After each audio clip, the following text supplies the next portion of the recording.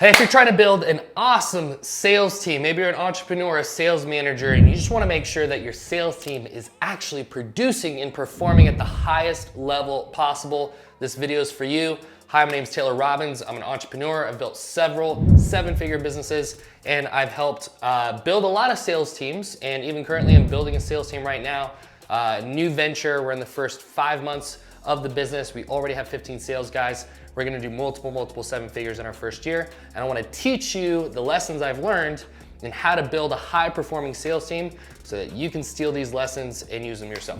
Okie dokes, artichokes, let's get into the video. How can you guys double your sales team's performance or even triple or literally 5x'd sometimes the performance of a sales team by using these 5 different things, okay? And you can steal these and use them in your sales organization.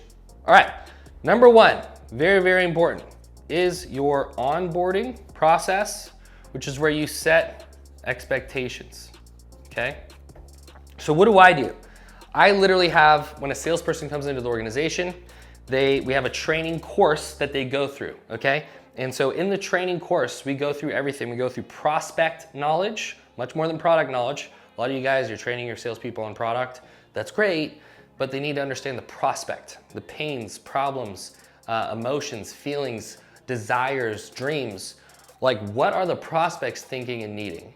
How do they function? What's their personality type? Are they mostly superior personality types, inferior personality types? Or are they type A?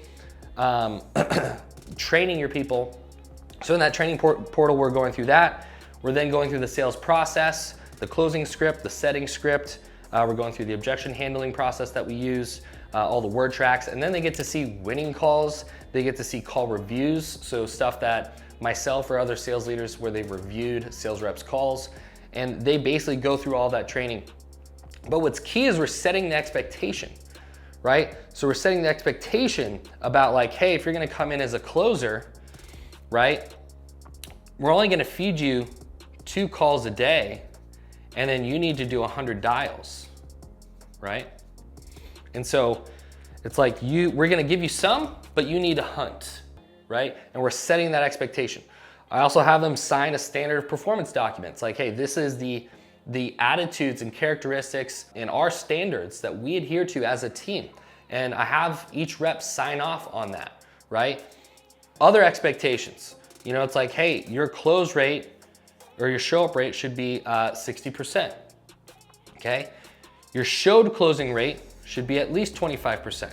Top performers are 40.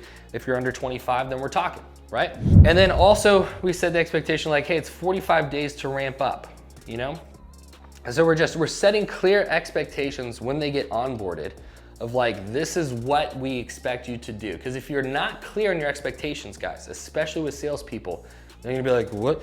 I'm coming in, what do I do? Like, hey, I thought I was doing well. And it's like, well, if you're not clear about what successful looks like, yeah, they're not gonna do super well. And then you set the expectation, if we're talking closer still, hey, we're gonna ramp you up. So we're gonna start with those 2 calls, direct bookings, and then 100 dials.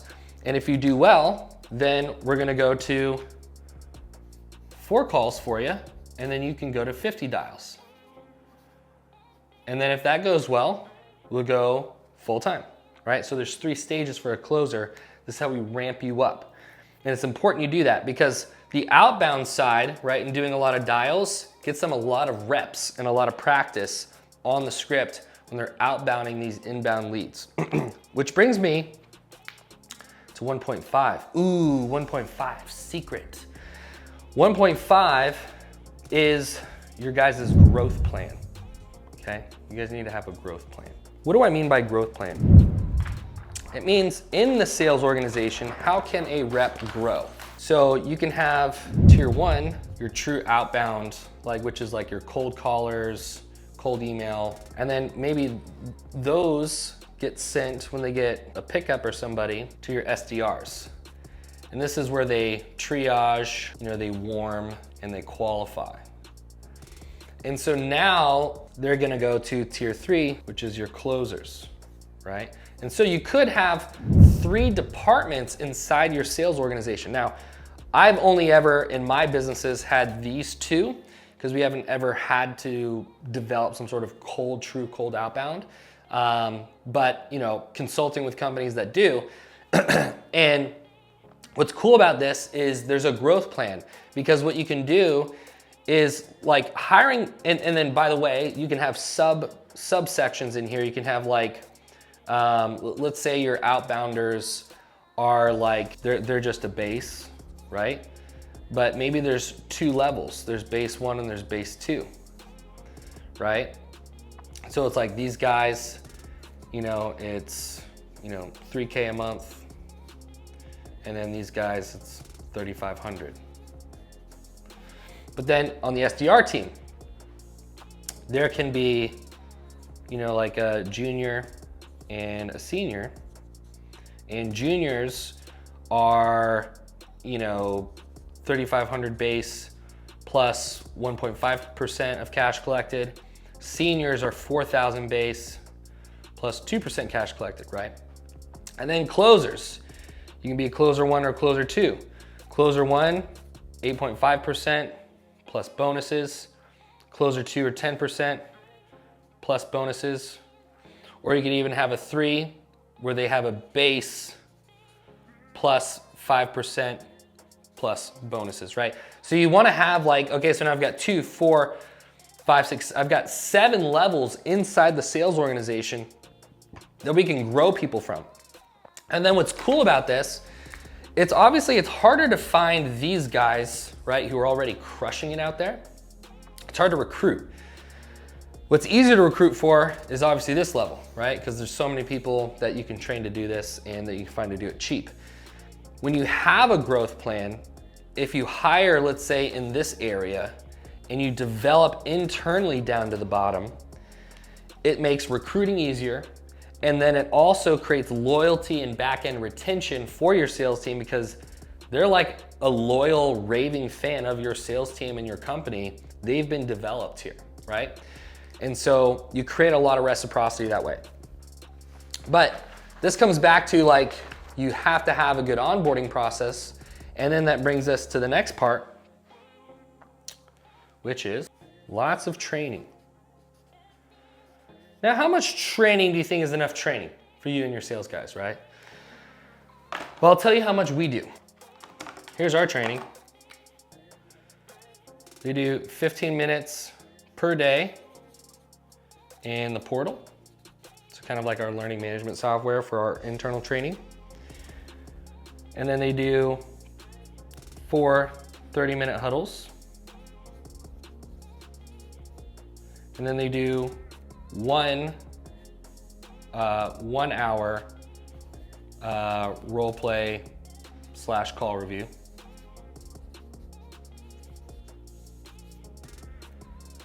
They do 1 101 every 2 weeks.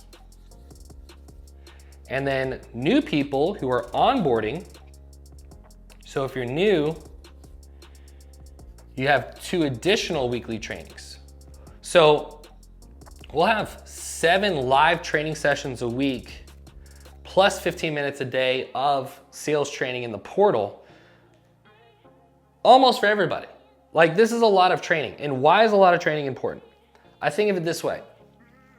If you're a football team and you want to win a Super Bowl, you have to train a lot. Like, if you only practice twice a week, you're never going to win a Super Bowl. So there's a lot to train through, because this is a very technical thing. But also, you can manage the training. Like, it's 7 sessions per week when someone's onboarding, they're new, because they're like in training camp, right? They're not quite like, they're not taking as many closing calls. Like, they're not in the playoffs, they're not in the games. But then closers who have ramped up and they're taking a lot of closing calls, okay, well, they're dropping down to 4 to 5. Right? Because now they're like in playoffs. We need to like not get them injured, right? We don't need to overexhaust them. So, but you need to have ample training, because salespeople are not just born. Like, I hate to break it to you. Salespeople are made through training. And so if you're not providing ample training in your sales organization, it's probably why your sales team sucks. Okay, so we got over onboarding, have a growth plan, need to have lots and lots of training. What's number 3? 3 is your comp plan. and I call it fair and unfair. Boo. Okay, what do I mean by this? I want my top guys making the most money. So top, they're making 15% blended of all cash collected for their whole comp plan. Bottom guys are making 8.5%. So this kind of comes back to the growth plan as well. But like, I want my really good guys to make a lot of money, and I want my not so good guys to not make so much money. Because then these guys can kind of weed themselves out. But then also it creates like this hunger where it's like, man, I want to be a top producer, because when I produce more, not only do I just make more, I make exponentially more. Like, not only am I making more because I'm based on percentage, I'm literally almost doubling the percentage I get. Now, this makes your top guys want to stay for a very long time. And then also, because of the 80-20 rule, 80% of the results are going to come from 20% of your reps. So even though you're overpaying some of the reps, but we're kind of, if you want to call it, underpaying the bad reps, the blend, because the sales split, we want a healthy sales split. The blend sales split is still about 10%, right? Because I want to, like, all my management fees, bonuses, commissions, everything all in. Of my cash collected, I want my comp to the sales team to be about 10%. Now, that can vary from industry to industry, but that's a good goal to have. And so you want to have the right comp plan that creates this sort of fair, unfair type of thing. Okay, number 4, always hiring and firing. Okay, what am I talking about? Think of this again as a sports team. Let's say you're the backup QB this year. Next year though, there's new recruits, right? There's a rookie, he won the Heisman. You might not be number 2 now, you might be number 3 or 4, or heck, you might even get kicked off the team. So what's cool about this is like you're creating competition because you're always bringing new blood in, right? So you're always hiring, bringing new blood in. But then also I'm trying to kill the bottom 20%, right? Because then it's like, oh man, new blood's coming in. Man, that guy sounds good. Whoa, he's crushing it right out of the gate. I'm moving down to the bottom of the barrel. Man, I might get let go. Like, I don't want that to happen. So it creates this like nice, healthy competition to continue to grow and be hungry. And that's why we have all this training accessible for people and performance improvement plans and all that, so that they can fight and they want to make it and stay at the top. Plus there's churn, right? Sales is a revolving door type of role. So, we'll typically see like a 25% churn every 6 months. So that's 50% churn a year. So if I have 25 reps on a team, I'm gonna lose 12 every year. That means I need to hire 1 a month just to maintain a 25-person team. So you're also always having to hire just to maintain your team size, right? So that way you don't drop off salespeople and then your sales go down because your team got cut in half, right? The last one is team, not me. All right, we want to create a culture in sales where everyone's helping out everybody, okay?